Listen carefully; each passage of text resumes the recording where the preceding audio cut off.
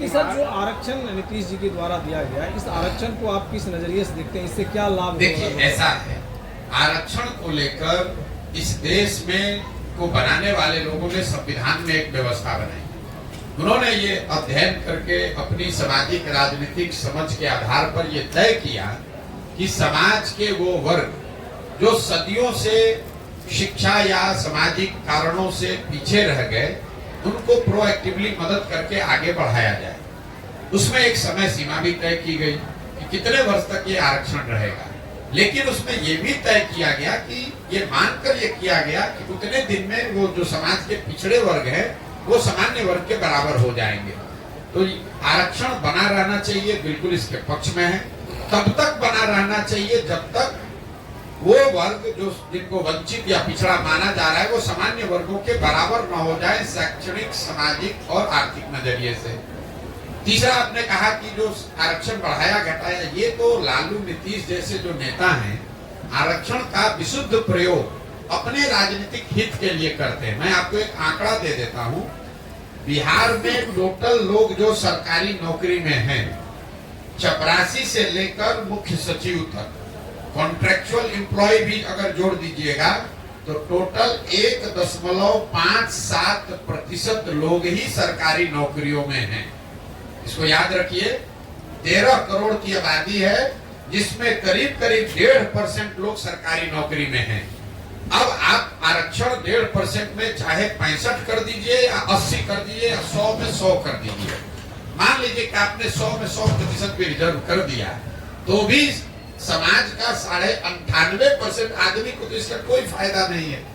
यही वजह है कि आप देख रहे हैं कि सरकारी नौकरियों में आरक्षण के प्रावधान के बावजूद जो अभी जातीय जनगणना हुआ उसमें क्या निकल के आया कि जो जातियां, जो समाज आज से 30 साल पहले सबसे पीछे थे, आज भी वो वहीं के वहीं खड़े हैं।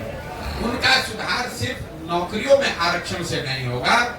जब तक आप उनके बच्चों को पढ़ने की व्यवस्था नहीं करेंगे, जब तक आप उनको खेती के लिए जमीन नहीं देंगे, जब तक आप उनको रोजी रोजगार के लिए पैसा पूंजी नहीं देंगे, तब तक सिर्फ सरकारी नौकरियों में आरक्षण को फेरबदल करके आप समाज के बड़े वर्ग को नारा उससे लगवा सकते हैं, उसका वोट ले सकते हैं, लेकिन उसका भला नहीं कर सकते। मैं हमेशा कहता हूं कि लालू जी ने सामाजिक न्याय के नाम पर जो काम किया है, गरीबों को, वंचितों को आवाज दिया, ऐसा उनका दावा है और इस बात के लिए लालू जी का सम्मान होना चाहिए।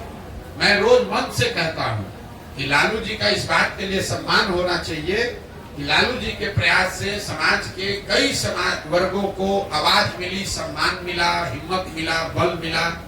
लेकिन लालू जी ने जिन वर्गों को बल दिया, आवाज दिया, उन वर्गों के बच्चों के शिक्षा की व्यवस्था नहीं की, उन वर्गों के लोगों को उन्होंने जमीन नहीं दिया, उन वर्गों के लोग बिजनेस व्यापार कर सके इसके लिए पैसा पूंजी नहीं दिया।